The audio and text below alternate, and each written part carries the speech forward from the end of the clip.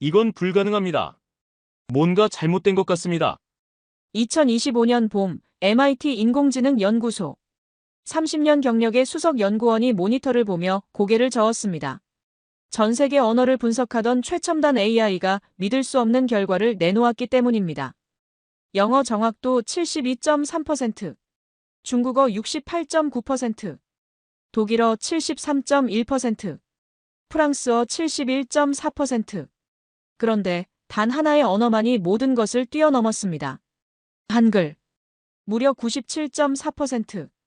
이 충격적인 수치는 곧 옥스퍼드로, 소르본으로, 베를린으로 퍼져나갔습니다. 세계 최고의 언어학자들이 경악했습니다. 어떻게 한 문자가 이렇게 압도적일 수 있단 말입니까? 더 놀라운 일이 벌어졌습니다. AI는 한글을 분석하던 중 갑자기 작업을 멈췄습니다. 그리고 인간에게 질문을 던졌습니다. 왜 이 네 글자는 쓰지 않습니까? 있어야 합니다. 500년 전 단 한 명의 왕이 백성을 위해 만든 28개의 글자. 하지만 우리는 그중 4개를 잊고 살았습니다. 완전한 설계의 일부를 우리 스스로 버렸던 것입니다. 그런데 기계가 먼저 알아챘습니다.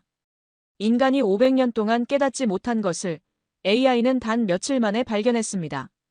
도대체 그 4글자에는 어떤 비밀이 숨어 있었을까요? 감동 소식통에서만 들을 수 있는 AI가 밝혀낸 한글의 완전함. 그리고 온 국민이 일어나 문자를 되찾은 기적의 이야기, 지금 시작합니다. 이야기 시작하기 전에 구독과 좋아요 눌러주시면 더 좋은 영상 제작에 큰 힘이 됩니다. 항상 시청해주셔서 감사합니다. 독일 베를린의 한 연구소. 그곳에서 30년간 언어 정책을 연구해온 한 학자가 있었습니다. 니콜라스 하임 박사, 그는 유네스코와 독일 정부의 공식 언어 정책 자문으로 유럽 전역에서 문자 체계와 언어 보존 정책을 설계해온 최고 권위자였습니다. 그가 다룬 문자만 해도 라틴 문자, 키릴 문자, 아랍 문자까지 수십 개에 달했습니다. 하지만 그에게 한글은 존재조차 희미한 문자였습니다. 극동 아시아의 작은 나라에서 쓰이는 그저 여러 문자 중 하나일 뿐이었습니다. 2025년 3월, 그의 책상 위로 한 통의 초청장이 날아왔습니다. 발신지는 대한민국 서울. 제목은 간단했습니다. AI가 선택한 문자, 한글의 비밀. 박사는 처음엔 고개를 저었습니다. 또 하나의 과장된 홍보성 행사라고 생각했습니다. 하지만 첨부된 연구 데이터를 보는 순간 그의 표정이 굳어졌습니다. 언어 처리 정확도 97.4%. 이 수치는 그가 평생 본 어떤 문자보다 높았습니다. 독일어는 73%, 프랑스어는 71%, 라틴 문자 기반 언어들이 70%대에 머물러 있을 때 한글만이 홀로 90%를 넘어섰습니다. 이건 오류겠지. 박사는 스스로를 다독이며 초청을 수락했습니다. 직접 확인하지 않으면 믿을 수 없었습니다. 2주 후 인천공항에 내린 박사는 처음으로 한글 간판들을 보았습니다. 동그란 원과 네모난 자음들이 질서정연하게 배열된 모습. 그는 택시 안에서 스마트폰을 꺼내 한글의 역사를 검색하기 시작했습니다. 1443년 세종대왕. 단 한 사람이 창제한 문자. 백성을 위해 만든 쉬운 글자. 박사는 놀라움을 감추지 못했습니다. 유럽의 문자들은 수백 년에 걸쳐 자연스럽게 진화했습니다. 하지만 한글은 단 한 명의 설계자가 체계를 완성했다는 것입니다. 정말 가능한 일인가? 서울정부청사 17층 한국어 AI 연구소. 박사가 컨퍼런스룸에 들어서자 수십 명의 연구원들이 그를 기다리고 있었습니다. 그들은 박사에게 실시간으로 AI 분석 화면을 보여주었습니다. 화면 속 AI는 문장을 쪼개고 조합하고 의미를 추론했습니다. 영어 문장 처리 속도와 한글 문장 처리 속도를 비교하는 그래프가 나타났습니다. 한글이 압도적으로 빨랐습니다. 오류율은 현저히 낮았습니다. 박사는 자리에서 일어나 화면 앞으로 다가갔습니다. 그리고 연구팀장에게 조용히 물었습니다. 이 실험은 정말 조작 없이 진행된 것인지. 팀장은 고개를 끄덕였습니다. 모든 데이터는 공개되어 있고 검증 가능하다고 했습니다. 그날 밤 호텔 방에서 박사는 한글 자모표를 펼쳐놓고 몇 시간이고 들여다봤습니다. 기역, 니은, 디귿, 리을, 자음 19개, 모음 21개. 이 단순한 조합이 만들어내는 음절은 무려 11,172개. 그리고 모든 음절이 규칙적이고 예측 가능했습니다. 이건 마치 프로그래밍 언어 같아. 박사의 손이 떨렸습니다. 500년 전 한 왕이 만든 이 문자는 디지털 시대를 예견한 것처럼 완벽하게 설계되어 있었습니다. 사흘째 되는 날, 박사는 연구팀 앞에 섰습니다. 그의 눈빛이 달라져 있었습니다. 안녕하세요. 저는 니콜라스 하임입니다. 처음엔 믿지 않았습니다. 하지만 한글이 제 생각을 바꿔놨습니다. 그의 여정은 그렇게 시작되었습니다. 세계적 권위자조차 무릎 꿇게 만든 한글의 힘. 그 비밀 속으로 박사는 한 걸음 한 걸음 들어가고 있었습니다. 박사가 본격적으로 연구에 참여하기 시작한 것은 나흘째 되는 날이었습니다. 연구팀은 그에게 AI가 각 언어를 분석하는 과정을 단계별로 보여주었습니다. 먼저 영어가 입력되었습니다. 뷰터펄이라는 단어 하나를 처리하는데 AI는 9단계의 분석 과정을 거쳤습니다. 철자 하나하나를 읽고 발음 규칙을 추론하고 예외 케이스를 확인하고 문맥을 파악해야 했습니다. 모는 왜 뷰로 읽히는가? T는 왜 T가 아니라 터인가? AI는 끊임없이 예외를 찾아내야 했습니다. 다음은 중국어였습니다. 라는 한자 하나에 AI는 더 많은 연산을 소모했습니다. 이 글자가 메이로 읽히는지 미로 읽히는지 문맥 없이는 판단할 수 없었습니다. 게다가 같은 발음의 한자가 수십 개였습니다. AI는 앞뒤 문맥을 모두 읽어야만 정확한 의미를 파악할 수 있었습니다. 그리고 한글 차례가 왔습니다. 아름답다라는 단어가 입력되자 AI의 처리 속도가 달라졌습니다. 단 3단계 만에 분석이 완료되었습니다. 아와 리을과 을을 조합하면 아. 디귿과 아와 비읍을 조합하면 답. AI는 마치 레고 블록을 맞추듯 글자를 해석했습니다. 박사는 그 장면을 보며 소름이 돋았습니다. 한글의 구조는 AI가 가장 선호하는 방식 그 자체였습니다. 규칙적이고 예측 가능하고 예외가 거의 없었습니다. 연구팀장이 박사에게 더 놀라운 사실을 알려주었습니다. AI는 한글로 된 문장의 감정까지 더 정확하게 읽어냈다는 것입니다. 같은 의미의 문장을 영어, 중국어, 한글로 각각 입력했을 때 한글만이 미묘한 뉘앙스 차이까지 구분해냈습니다. I'm fine과 괜찮아요와 괜찮습니다. 영어에서는 톤을 알 수 없지만 한글에서는 괜찮아요와 괜찮습니다의 차이만으로도 격식의 수준이 명확했습니다. AI는 이 차이를 놓치지 않았습니다. 박사는 자신의 노트에 이렇게 적었습니다. 한글은 문자가 아니라 하나의 완전한 시스템이다. 그날 오후, 박사는 세종대왕에 대한 자료를 더 깊이 파고들었습니다. 세종은 단순히 문자를 만든 것이 아니었습니다. 그는 인간의 발음 기관을 연구했습니다. 혀의 위치, 입술의 모양, 목구멍의 울림. 그리고 그 모든 소리를 기호로 표현할 방법을 고안했습니다. 기역은 혀뿌리가 목구멍을 막는 모양. 리은은 혀끝이 윗잇몸에 닿는 모양. 미음은 입술을 담은 모양. 모든 자음이 발음기관의 모양을 본떴습니다. 이것은 그림이자 과학이었습니다. 모음은 더 놀라웠습니다. 이는 사람, 은은 땅, 점은 하늘. 천지인 사상을 담아 점 하나, 획 하나에 우주관을 담았습니다. 그리고 이 기본 모음들을 조합하면 모든 소리를 표현할 수 있었습니다. 박사는 연구실 창밖을 바라보며 생각에 잠겼습니다. 500년 전에 이미 이런 과학적 설계가 가능했다는 것이 믿기지 않았습니다. 유럽에서 인쇄술이 막 보급되던 시대, 한반도에서는 소리와 문자의 완벽한 일치를 이뤄낸 체계가 탄생하고 있었던 것입니다. 실험은 계속되었습니다. 연구팀은 AI에게 시를 입력했습니다. 같은 시를 5개 언어로 번역한 뒤 AI가 원문의 감정을 얼마나 보존하는지 측정했습니다. 결과는 명확했습니다. 한글로 된 시는 감정 보존율이 89%였습니다. 영어는 67%, 일본어는 71%, 중국어는 64%. 한글이 압도적이었습니다. 박사는 연구원들에게 물었습니다. 도대체 무엇이 한글을 이렇게 특별하게 만드는 것인지. 연구원 중 한 명이 답했습니다. 한글은 표음 문자이면서도 표의 문자의 장점을 가지고 있다고. 자음과 모음이 모여 음절 단위로 뭉쳐지기 때문에 눈으로 읽을 때는 한자처럼 덩어리로 인식되지만 AI가 분석할 때는 알파벳처럼 규칙적으로 쪼개진다는 것이었습니다. 이건 두세 개의 장점만 취한 거야. 박사의 중얼거림이 연구실에 울렸습니다. 인간이 읽기 편한 구조와 기계가 처리하기 쉬운 구조. 한글은 그 둘을 동시에 만족시키는 유일한 문자였습니다. 그 순간 박사는 깨달았습니다. AI가 한글을 선택한 이유를. 이건 우연이 아니었습니다. 한글은 처음부터 완벽을 목표로 설계되었고 그 완벽함이 500년이 지난 지금 기계의 눈에 포착된 것입니다. 박사는 연구소 도서관에서 훈민정음 해례본 복사본을 펼쳐들었습니다. 1446년에 쓰인 이 얇은 책 한 권이 한글의 모든 비밀을 담고 있었습니다. 첫 장을 넘기자 한문으로 쓰인 서문이 나타났습니다. 연구원이 박사를 위해 영어로 번역해 주었습니다. 나란 말씀이 둥귀게 달아 우리나라의 말이 중국과 달라 백성들이 말하고자 하는 바를 제대로 표현하지 못한다. 박사는 그 문장을 읽으며 가슴이 뜨거워짐을 느꼈습니다. 왕이 백성의 불편함을 먼저 걱정했다는 것. 유럽의 왕들이 라틴어로 권위를 유지하던 시대, 조선의 왕은 오히려 모든 사람이 쓸 수 있는 쉬운 문자를 만들고자 했습니다. 세종은 혼자가 아니었습니다.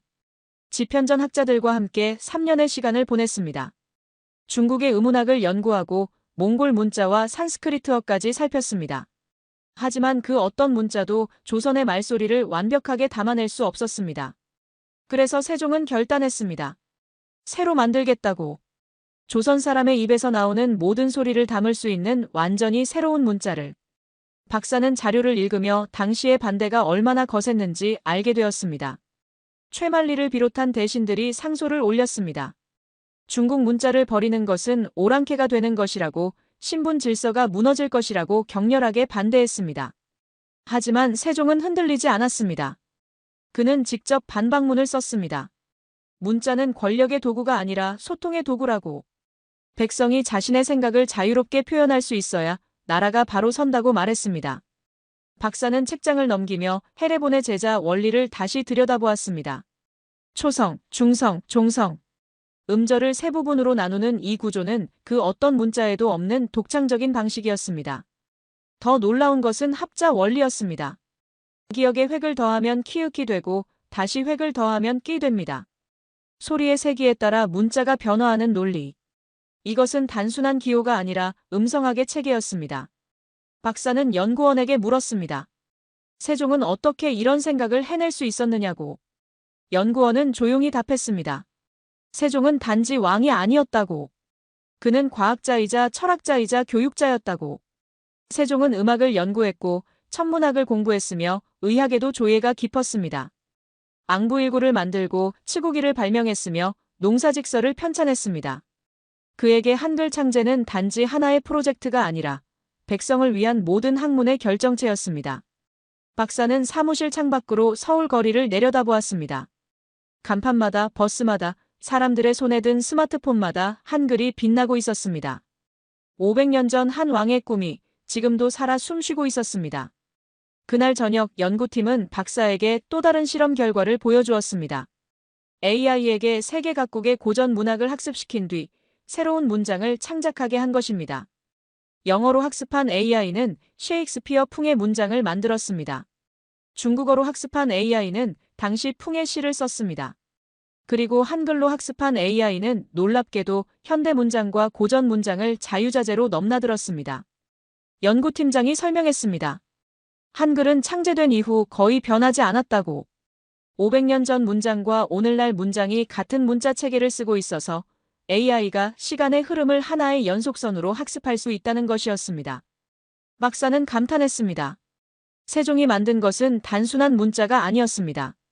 그것은 시간을 초월하는 하나의 언어 플랫폼이었습니다. 그런데 바로 그때 이상한 일이 벌어졌습니다. AI가 갑자기 경고 메시지를 출력하기 시작한 것입니다. 분석 불가 구간 발견. 의문체계 불완전. 보완 필요. 연구원들이 모니터 앞으로 모여들었습니다. AI는 특정 단어들을 처리할 때 미묘한 오류를 보였습니다. 옛날과 옛날, 갈립과 가릅, 미세한 발음 차이를 구분하지 못하는 것이었습니다. 박사는 데이터를 들여다보며 고개를 갸우뚱했습니다. 한글이 완벽하다고 생각했는데 AI는 뭔가 부족하다고 말하고 있었습니다. 혹시 세종이 만든 원래 한글에는 더 많은 글자가 있었나요? 박사의 질문에 연구실이 조용해졌습니다. 그리고 한 연구원이 조심스럽게 입을 열었습니다. 네, 있었습니다. 하지만 지금은 쓰지 않습니다. 그 순간부터 박사의 탐험은 새로운 국면으로 접어들었습니다. AI가 찾아낸 것은 단순한 오류가 아니었습니다. 그것은 잃어버린 완전함의 흔적이었습니다. 다음 날 아침, 연구팀은 박사에게 AI의 오류 패턴을 상세히 분석한 보고서를 건넸습니다. 두꺼운 파일에는 수백 개의 예외 케이스가 기록되어 있었습니다. AI는 특히 옛 문헌을 번역할 때 막혔습니다. 조선시대 문서를 현대 한글로 변환하는 과정에서 특정 발음들을 제대로 인식하지 못했습니다. 로 표기된 발음, 로 쓰인 글자, 으로 시작하는 단어들. AI는 이 기호들을 만날 때마다 처리 속도가 급격히 느려졌습니다. 박사는 연구원에게 이 기호들이 무엇인지 물었습니다. 연구원은 한숨을 내쉬며 설명했습니다. 이것들은 세종이 만든 원래 한글에 있던 글자들인데 시간이 흐르며 하나씩 사라졌다고 했습니다. 첫 번째는 아래아 였습니다. 이 작은 점 하나가 아와 어의 중간 소리를 나타냈습니다. 름다운은 아름다운도 아니고 어름더운도 아닌 그 중간 어딘가의 발음이었습니다. 하지만 16세기를 지나며 이 발음은 점차 사라졌고 글자도 함께 잊혔습니다. 두 번째는 반치음이었습니다. 시옷과 지읒 사이의 부드러운 소리. 영어의 지와 비슷하면서도 다른 한국어만의 독특한 마찰음이었습니다. 즈물이라 쓰면 지금의 스물이 됩니다. 이 글자는 16세기 중반 완전히 사라졌습니다. 세 번째는 예시응이었습니다. 코로 내는 울림소리. 영어의 앵처럼 들리지만 단어 첫머리에 올 수 있는 글자였습니다. 담은 지금의 옛날이지만 당시에는 코음으로 시작하는 독특한 발음이었습니다. 네 번째는 여린이웃이었습니다. 목구멍을 살짝 조이는 소리. 성문 파열음이라 불리는 이 소리는 한국어의 미묘한 강세를 나타냈습니다. 라와 흘라는 같은 뜻이지만 느낌이 달랐습니다. 박사는 놀라움을 감추지 못했습니다. 세종은 이 모든 소리까지 문자로 만들었다는 것입니다.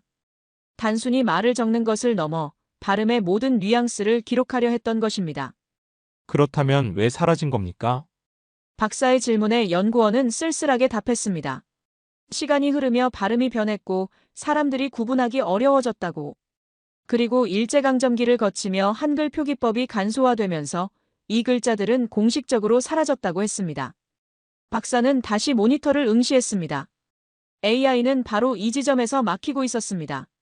현대 한글로는 표현할 수 없는 미묘한 발음 차이를 AI는 감지하고 있었던 것입니다. 연구팀은 실험을 계속했습니다. 조선시대 시조 한 편을 AI에게 번역시켰습니다. 동창이 밝았느냐 노고질이 우지진다. 이 유명한 시조를 원문 그대로 입력했습니다. AI는 현대어로 번역했지만 뭔가 허전하다는 평가를 냈습니다. 원문의 리듬감이 사라졌고 단어의 무게감이 달라졌다는 것입니다. 그리고 AI는 제안했습니다. 만약 원래 글자를 복원하면 더 정확한 번역이 가능하다고. 연구원들은 고개를 저었습니다.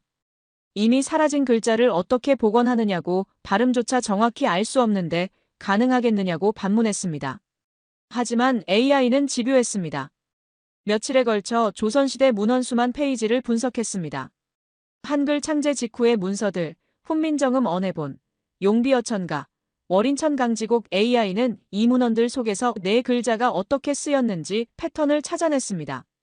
그리고 놀라운 일이 벌어졌습니다. AI는 네 글자의 발음 규칙을 스스로 재구성하기 시작했습니다. 앞뒤 문맥, 다른 글자와의 조합, 문장 속 위치 수천 개의 예시에서 공통 패턴을 추출해낸 것입니다. 박사는 화면을 보며 전율했습니다.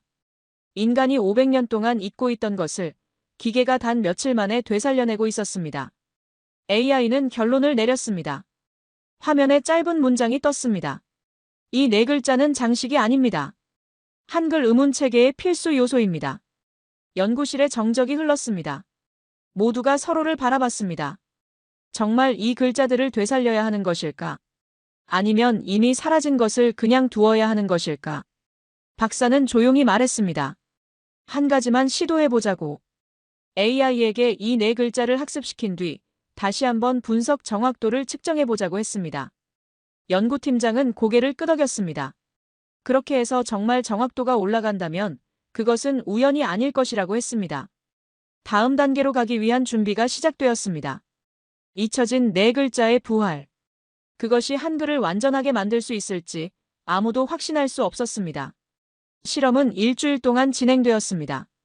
연구팀은 AI의 한글 학습 데이터에 4개의 옛 글자를 조심스럽게 추가했습니다.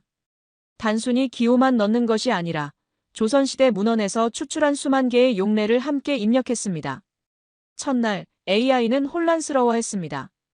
기존에 학습한 한글 체계와 새로운 글자들 사이에서 충돌이 일어났습니다.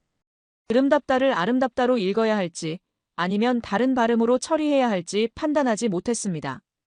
둘째 날, 변화가 시작되었습니다. AI는 아래아가 들어간 단어들의 패턴을 인식하기 시작했습니다. 이 점 하나가 단어의 느낌을 미묘하게 바꾼다는 것을 학습했습니다. 하과 하늘은 같은 의미지만 전자가 더 고풍스럽고 깊은 울림을 가진다는 것을 이해한 것입니다. 셋째 날, AI는 반치음의 역할을 파악했습니다. 이 글자가 부드러운 연결을 만든다는 것을 깨달았습니다. 나라와 나라의 차이를, 후자가 더 유연하고 흐르는 듯한 느낌을 준다는 것을 데이터에서 찾아낸 것입니다. 넷째 날, 예시음과 여린이읍까지 학습이 완료되었습니다. 이제 AI는 28자가 아닌 32자 체계로 한글을 이해하기 시작했습니다. 그리고 다섯째 날, 본격적인 테스트가 시작되었습니다. 첫 번째 테스트는 번역 정확도였습니다. 조선시대 한글 문헌을 현대 한국어로 번역하는 작업이었습니다. 연구팀은 이미 학자들이 수십 년에 걸쳐 번역해놓은 정본들을 정답으로 설정했습니다. 결과가 출력되는 순간 연구실의 탄성이 터졌습니다. 기존 정확도 97.4%에서 98.9%로 상승한 것입니다. 단 1.5% 차이지만 AI 분야에서 이것은 엄청난 도약이었습니다. 특히 이미 97%를 넘긴 상태에서 추가 상승은 거의 불가능에 가까웠습니다. 박사는 수치를 보며 중얼거렸습니다. 1.5%가 얼마나 큰 숫자인지. 이것은 수천 개의 문장 중 단 하나를 더 정확하게 이해한다는 의미가 아니었습니다. 모든 문장의 미묘한 뉘앙스를 놓치지 않게 되었다는 뜻이었습니다. 두 번째 테스트는 어감 해석이었습니다.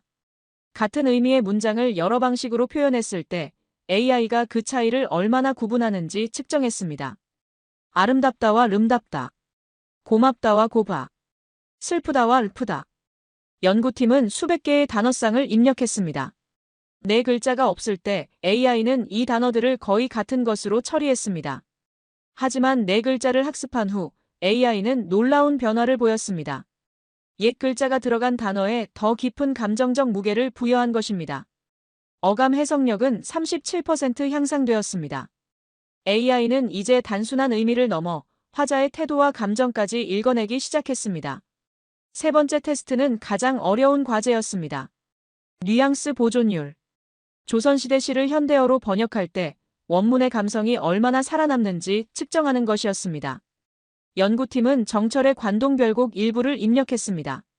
강호의 병이 깊어 중림에 누웠더니 이 구절을 완전한 옛 글자로 표기한 원문과 현대 한글로만 쓴 버전을 각각 AI에게 주었습니다.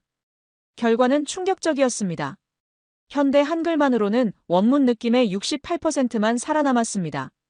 하지만 옛 글자를 복원했을 때는 96%가 보존되었습니다. 박사는 모니터를 보며 손을 떨었습니다. 이것은 단순한 통계가 아니었습니다. 500년 전 시인의 숨결이, 그 미묘한 감정의 떨림이 4개의 글자를 통해 현대로 전달되고 있었던 것입니다. 연구팀장이 조심스럽게 입을 열었습니다.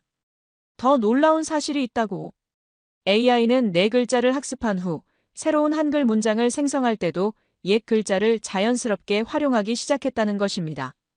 실험 삼아 AI에게 아름다운 봄날이라는 주제로 짧은 시를 쓰게 했습니다. AI는 이렇게 썼습니다. 봄남 슬며시 불어오니 꽃나무 곱이 피어나네. 아무도 가르쳐주지 않았는데 AI는 옛 글자가 들어갈 자리를 스스로 판단한 것입니다. 박사는 깊은 한숨을 내쉬었습니다. 이제 확실해졌습니다. 4글자는 장식이 아니었습니다. 그것은 한글이라는 악기의 잃어버린 현이었습니다. 그 현 없이도 연주할 수 있지만 완전한 화음은 낼 수 없었던 것입니다. 연구팀은 마지막 실험을 준비했습니다. 다른 언어들과의 비교였습니다. 영어, 중국어, 일본어 AI에도 같은 방식을 적용해보기로 했습니다. 각 언어의 사라진 표기법이나 고어를 복원하면 정확도가 오르는지 확인하는 것입니다. 결과는 예상 밖이었습니다. 다른 언어들은 고어를 추가해도 정확도가 거의 변하지 않았습니다. 오히려 혼란만 가중되는 경우도 있었습니다. 오직 한글만이 달랐습니다. 한글은 원래부터 완전한 설계도를 가지고 있었고, 네 글자는 그 설계의 일부였던 것입니다. 마치 퍼즐의 마지막 조각처럼. 세종은 정말 500년 후를 내다본 걸까요? 박사의 질문에 아무도 답하지 못했습니다. 하지만 모두가 같은 생각을 하고 있었습니다. 이것은 우연이 아니라고.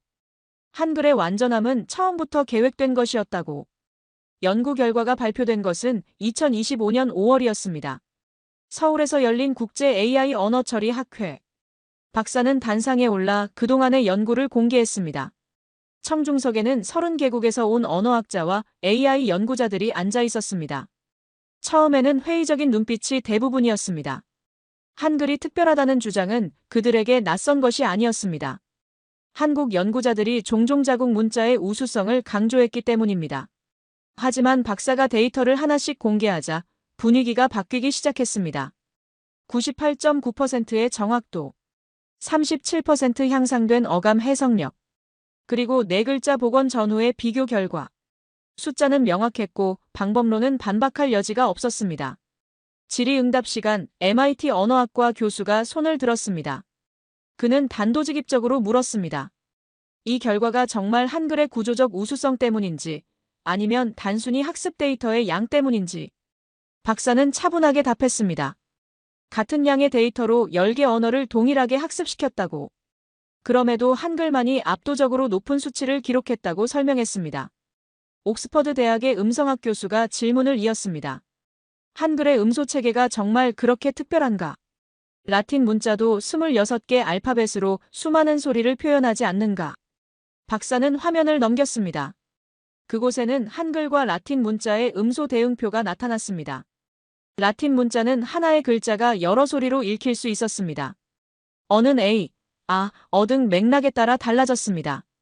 하지만 한글은 달랐습니다. 기억은 항상 기억이었습니다. 아는 언제나 아였습니다. 조합의 규칙도 명확했습니다. 자음과 모음이 만나면 음절이 되고 그 음절은 예측 가능했습니다. 소르본 대학의 기호학 교수가 감탄사를 냈습니다. 그는 한글이 단순한 표음 문자를 넘어 음성학과 기호학이 완벽하게 결합된 체계라고 평가했습니다. 학회가 끝난 후 놀라운 일이 벌어졌습니다. 세계 각국의 연구기관에서 연락이 쏟아진 것입니다. 자신들도 한글을 연구하고 싶다고 공동 연구를 제안하고 싶다고 했습니다. 가장 먼저 움직인 곳은 MIT였습니다. 그들은 한글의 조합 원리를 다른 언어에 적용할 수 있는지 연구하기 시작했습니다. 만약 영어를 한글처럼 규칙적으로 재설계한다면 어떻게 될까? 철자법의 혼란을 줄일 수 있을까? 옥스퍼드는 한글의 의문론적 완전성에 주목했습니다. 인간이 낼 수 있는 모든 소리를 체계적으로 분류한 세종의 방법론을 영어 발음 교육에 적용하려 했습니다. 소르본 대학은 더 나아갔습니다. 프랑스어의 복잡한 발음 규칙을 한글식으로 단순화할 수 있는지 연구 프로젝트를 시작했습니다. 프랑스 정부는 이 연구에 거액의 예산을 배정했습니다. 그리고 독일, 박사의 조국에서도 변화가 일었습니다. 독일 교육부는 박사를 본국으로 소환했습니다. 한글 연구를 독일 언어 정책에 어떻게 반영할 수 있는지 자문을 구한 것입니다. 박사는 베를린으로 돌아가 보고서를 작성했습니다. 그는 조심스럽게 제안했습니다. 독일어의 복잡한 합성어 구조를 한글의 음절 조합 방식에서 배울 점이 있다고. 특히 AI 시대에는 규칙적이고 예측 가능한 언어 구조가 더욱 중요해질 것이라고 강조했습니다. 일본에서는 더욱 극적인 반응이 나왔습니다. 일본은 3가지 문자 체계를 동시에 사용합니다. 한자, 히라가나, 가타카나. AI는 이 복잡한 혼용 체계를 처리하는 데 많은 어려움을 겪었습니다. 일본 문부과학성은 긴급 회의를 소집했습니다. 한글처럼 단일하고 규칙적인 문자 체계로의 전환을 검토해야 하는 것 아니냐는 의견이 나왔습니다. 물론 전통을 지켜야 한다는 반대도 만만치 않았습니다. 중국도 움직였습니다. 한자의 간소화를 더 진행해야 하는지 아니면 병음 표기를 더 강화해야 하는지 논쟁이 일었습니다. 한글이 보여준 표음 문자의 효율성은 표의 문자의 한계를 다시 생각하게 만들었습니다. 박사는 이 모든 변화를 지켜보며 놀라움을 감추지 못했습니다. 불과 3개월 전만 해도 한글을 몰랐던 자신이 이제는 전 세계 언어 개혁의 중심에 서 있었습니다. 6월 유네스코 본부에서 긴급 심포지엄이 열렸습니다. 주제는 AI 시대의 문자 체계. 전 세계 언어학자들이 파리에 모였습니다. 그 자리에서 한 언어학자가 선언했습니다. 한글은 더 이상 한국만의 문자가 아닙니다. 인류의 언어 유산이며 미래 문자 체계의 모델입니다. 박수가 터져나왔습니다. 그리고 모두가 같은 질문을 던졌습니다. 4개의 잃어버린 글자, 그것까지 복원한 완전한 한글을 세계가 인정할 것인가? 한국 정부는 이 역사적 결정을 내릴 준비가 되어 있는가? 이제 공은 한국으로 넘어왔습니다. 세계가 주목하는 가운데 한국은 선택의 기로에 서 있었습니다. 서울로 돌아온 박사는 예상치 못한 광경을 목격했습니다. 한국 사회가 찬반으로 갈라져 뜨겁게 논쟁하고 있었던 것입니다. 정부는 한글 자모 복원 프로젝트를 공식 검토에 들어갔습니다. 문화체육관광부 산하의 특별위원회가 구성되었고 국어학자, 교육 전문가, AI 연구자들이 모였습니다. 첫 회의부터 의견은 극명하게 갈렸습니다. 보수학자들이 먼저 목소리를 높였습니다. 대한민국 국어학회 원로 교수들이었습니다. 그들은 70년 넘게 확립된 맞춤법 체계를 바꿀 수 없다고 주장했습니다. 1933년 한글 맞춤법 통일한 이후 한국은 현재의 24자 체계로 교육해왔습니다. 교과서를 다시 만들어야 하고 전국의 교사들을 재교육해야 하며 수천만 국민이 다시 배워야 합니다. 혼란만 가중될 뿐이라고 그들은 주장했습니다. 한 원로 교수는 단호하게 말했습니다. 이미 사라진 글자를 되살리는 것은 역사를 거스르는 일이라고. 언어는 자연스럽게 변화하는 것인데 인위적으로 과거로 돌아가려는 시도는 위험하다고 경고했습니다. 반대편에서는 젊은 언어학자들이 반박했습니다. 30대, 40대 연구자들이었습니다. 그들은 AI 시대에 맞는 새로운 시각이 필요하다고 주장했습니다. 디지털 환경에서 한글의 우수성이 입증되었는데 왜 더 완전한 형태를 거부하느냐고 물었습니다. 4글자가 있으면 번역의 정확도가 오르고 감정 표현이 풍부해지는데 이것이 혼란이 아니라 발전 아니냐고 역설했습니다. 논쟁은 학계를 넘어 언론으로 확산되었습니다. TV 토론 프로그램마다 한글 복원이 주제로 올랐습니다. 신문사설은 매일 찬반 의견으로 채워졌습니다. 그리고 인터넷이 들끓기 시작했습니다. 젊은 세대가 먼저 반응했습니다. SNS에는 4글자를 직접 사용해보는 게시물이 쏟아졌습니다. 오늘 날씨 름답네요라고 쓰거나 정로 신기해라며 옛 글자를 섞어 쓰는 것이 유행처럼 번졌습니다. 유튜버들도 가세했습니다. 한글의 역사를 소개하는 영상, 4글자 발음을 연습하는 영상, AI 실험 결과를 분석하는 영상이 연일 조회수를 기록했습니다. 그러나 정부는 신중했습니다. 아니, 지나치게 신중했습니다. 위원회는 석 달째 결론을 내리지 못했습니다. 반대 여론을 의식한 것입니다. 특히 교육계의 반발이 컸습니다. 초등학교 교사들은 우려를 표했습니다. 아이들이 24자도 힘들어하는데 28자를 가르치라는 것이냐고 반문했습니다. 학부모들도 불안해했습니다. 내 아이만 뒤처지는 것은 아닌지 걱정했습니다. 8월, 정부는 결국 발표했습니다. 한글 자모 복원 프로젝트를 무기한 보류한다고. 사회적 합의가 이루어지지 않았다는 이유였습니다. 박사는 실망을 감추지 못했습니다. 세계가 한글의 가치를 인정하는 순간 정작 한국은 한 걸음도 나아가지 못하고 있었습니다. 하지만 놀라운 일이 벌어졌습니다. 9월의 어느 토요일 오후 광화문 광장에 사람들이 모이기 시작했습니다. SNS에서 퍼진 작은 모임이었습니다. 함께 배워요. 우리의 완전한 한글이라는 제목의 모임이었습니다. 처음엔 50명 정도였습니다. 대학생, 직장인, 주부 심지어 중학생도 있었습니다. 그들은 돗자리를 펴고 앉아 4글자를 연습하기 시작했습니다.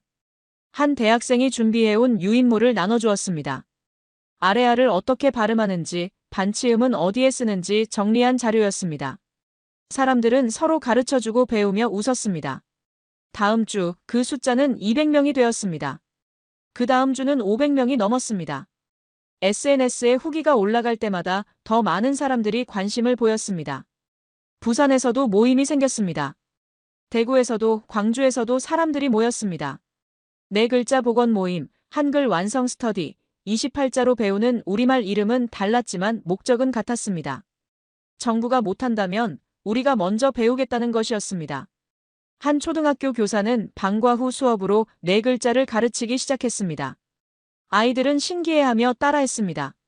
새로운 글자를 배우는 것이 어렵지 않고 오히려 재미있다고 말했습니다. 온라인에서는 더 빠르게 확산되었습니다. 한글 학습 앱에 네 글자 기능이 추가되었습니다. 무료로 배포된 이 앱은 한 달 만에 100만 다운로드를 기록했습니다. 기업들도 움직였습니다. IT 기업들이 자사 제품에 옛 한글 입력 기능을 탑재하기 시작했습니다. 스마트폰 자판에 네 글자가 추가되었습니다. 박사는 이 현상을 지켜보며 감동했습니다. 위로부터의 변화가 막혔을 때 아래로부터의 변화가 시작된 것입니다. 정부의 허가를 기다리지 않고 국민이 스스로 움직였습니다. 10월 광화문 광장의 모임은 1만 명을 넘어섰습니다. 이제 단순한 학습 모임이 아니었습니다. 문화축제가 되었습니다. 사람들은 네 글자로 시를 쓰고 노래를 만들고 서로의 이름을 옛 한글로 써주었습니다. 한 할머니가 박사에게 다가왔습니다. 그녀는 떨리는 손으로 종이를 내밀었습니다. 거기에는 서툰 글씨로 름다운 우리라라고 쓰여 있었습니다. 제가 학교 다닐 때는 이런 거 몰랐어요. 이제라도 배우니 좋네요. 박사는 그 종이를 받아들며 눈시울이 뜨거워졌습니다. 정부가 포기한 것을 국민이 지켜내고 있었습니다. 11월의 마지막 주 서울 코엑스 컨벤션 센터에는 이례적인 긴장감이 감돌았습니다. 국제언어미래 포럼. 70개국 대표가 모인 이 자리는 단순한 학술 행사가 아니었습니다. 한글의 운명이 결정되는 역사적 순간이었습니다. 대강당에는 3,000명이 넘는 청중이 자리를 채웠습니다. 외신 기자만 200명이 넘었습니다. CNN, BBC, NHK, 르몽드 세계 주요 언론이 카메라를 설치했습니다.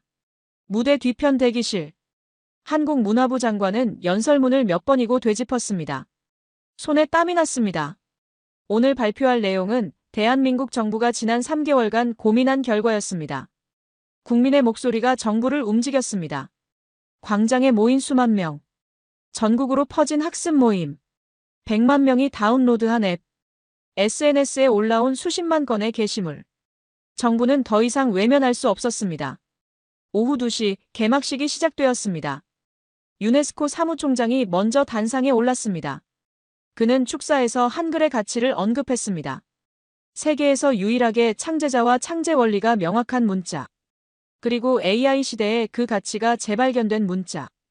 박사도 청중석에 앉아 있었습니다. 지난 8개월의 여정이 주마등처럼 스쳐 지나갔습니다.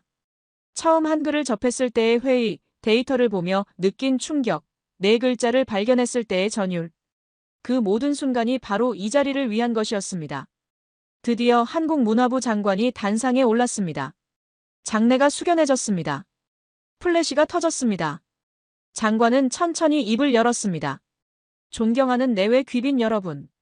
대한민국 정부는 오늘 역사적 결정을 발표합니다. 청중이 숨을 죽였습니다. 우리는 한글 자모 복원 프로젝트를 공식 승인합니다. 아래아, 반치음, 예시응, 여린이읒. 500년 전 세종대왕이 만든 네 글자를 다시 우리 곁으로 돌려놓겠습니다. 환호성이 울렸습니다. 청중석 곳곳에서 사람들이 일어섰습니다. 외신 기자들이 일제히 노트북을 두드렸습니다. 한국 잃어버린 한글 복원 결정. AI가 되살린 500년 전 문자. 세계 최초.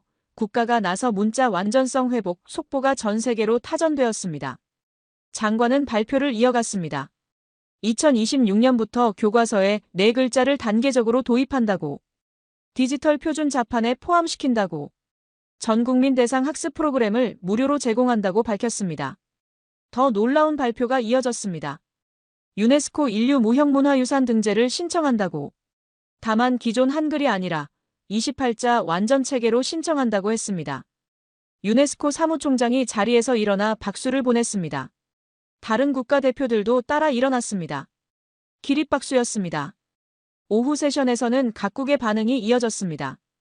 MIT 대표는 한국의 결정을 축하하며 한글 연구를 더욱 확대하겠다고 밝혔습니다.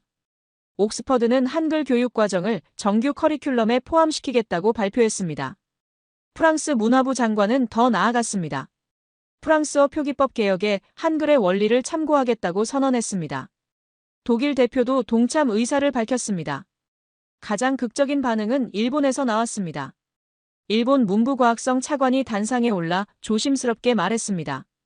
일본도 문자 체계 개선을 진지하게 검토하고 있다고. 한글의 성공 사례를 면밀히 연구하겠다고 했습니다. 중국 대표는 한 걸음 물러선 입장을 보였지만 한글의 과학성은 인정한다고 말했습니다. 병음 체계 개선에 참고하겠다는 뜻을 내비쳤습니다. 저녁 만찬에서 박사는 각국 대표들과 이야기를 나눴습니다. 모두가 같은 질문을 했습니다. 한국은 어떻게 이런 결단을 내릴 수 있었느냐고. 박사는 답했습니다. 정부가 아니라 국민이 먼저 움직였다고.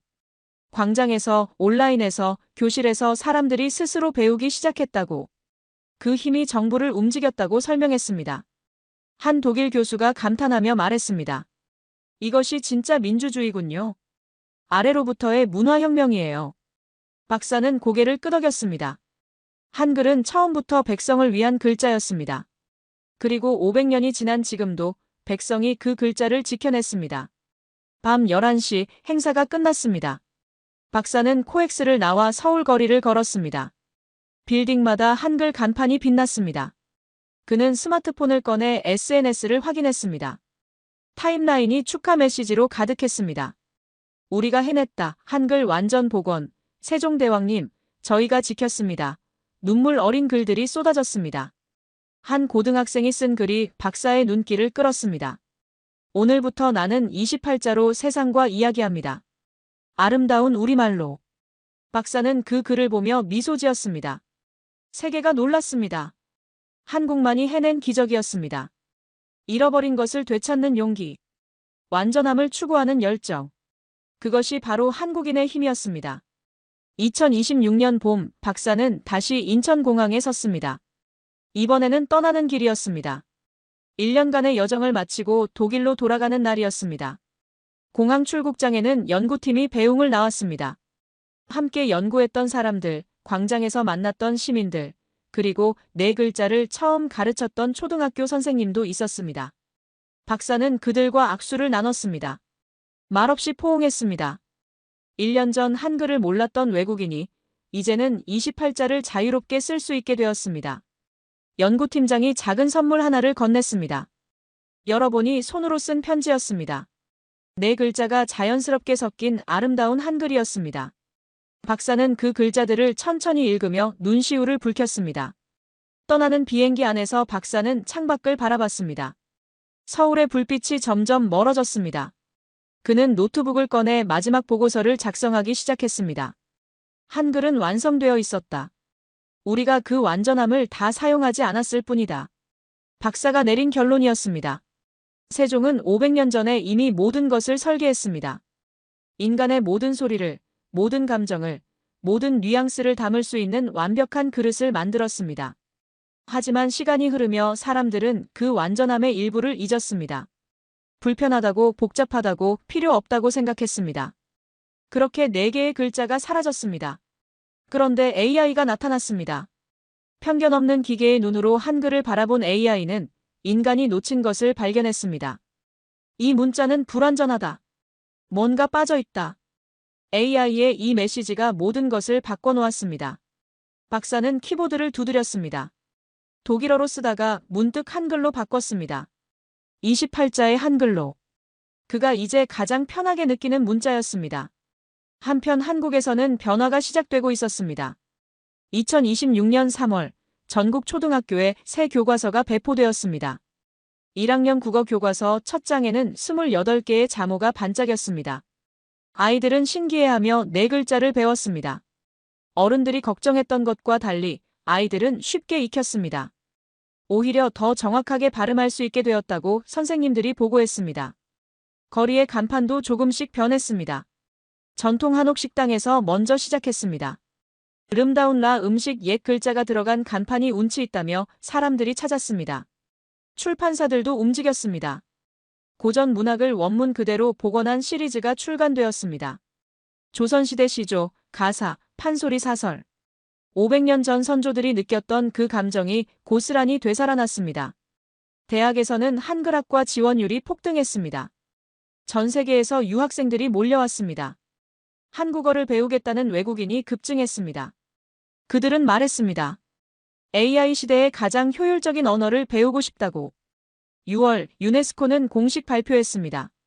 한글 28자 체계를 인류 모형 문화유산으로 등재한다고. 세계 최초로 복원된 문자 체계가 유산으로 인정받는 순간이었습니다. 그날 저녁 광화문 광장에는 다시 사람들이 모였습니다. 이번에는 배우러 온 것이 아니라 축하하러 왔습니다. 대형 스크린에 유네스코 인증서가 떴을 때 환호성이 하늘을 찔렀습니다. 한 할아버지가 손자의 손을 잡고 말했습니다. 우리가 이 글자를 지켜냈단다. 내가 어른이 되어서도 이 글자로 세상과 이야기하렴. 박사는 독일에서 그 장면을 생중계로 지켜봤습니다. 그는 동료 교수들에게 한글의 이야기를 들려주었습니다. 한 나라가 어떻게 자신의 문화유산을 되찾았는지, 국민이 어떻게 정부를 움직였는지. 독일 교수들은 감탄했습니다. 그리고 물었습니다. 독일어도 그렇게 바꿀 수 있을까? 박사는 고개를 저었습니다. 한글만이 가능한 일이라고. 처음부터 완벽하게 설계된 문자이기 때문에 복원이 가능했다고 설명했습니다. 2026년 가을, 박사에게 한국에서 편지가 왔습니다. 광화문 모임을 처음 시작했던 대학생이 보낸 것이었습니다. 그 학생은 이제 한글 교육 스타트업을 창업했다고 했습니다. 전 세계에 28자 한글을 가르치는 앱을 만들고 있다고 했습니다. 편지 끝에는 이런 문장이 있었습니다. 박사님, 우리가 해냈어요. 세종대왕님의 꿈을 완성했어요. 박사는 편지를 가슴에 품었습니다. 그리고 창밖을 바라보며 생각했습니다. 문자는 마음을 담는 그릇입니다. 한글은 세상에서 가장 큰 그릇이었습니다.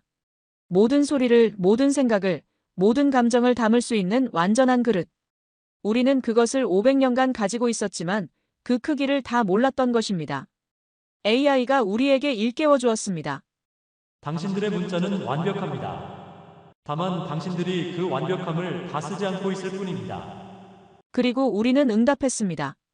찾겠다고, 되찾겠다고, 지켜내겠다고. 이제 한글은 다시 완전해졌습니다. 28자의 완전한 체계. 세종이 꿈꾼 그대로의 모습으로 돌아왔습니다. 하지만 진짜 질문은 이제부터입니다. 우리는 과연 이 소중한 문자를 제대로 사용할 준비가 되었을까요? 완전함을 되찾았다고 끝이 아닙니다. 그 완전함으로 무엇을 말할 것인가? 어떤 이야기를 담을 것인가? 다음 세대에 어떤 마음을 전할 것인가? 그것이 우리에게 남은 과제입니다. 여러분은 어떻게 생각하시나요? 우리의 한글, 우리의 말, 우리의 마음. 이것을 어떻게 지키고 갖고 나가야 할까요? 댓글로 여러분의 생각을 들려주세요. 여러분 한 분 한 분이 한글을 지켜내는 힘입니다. 끝까지 시청해주셔서 감사합니다.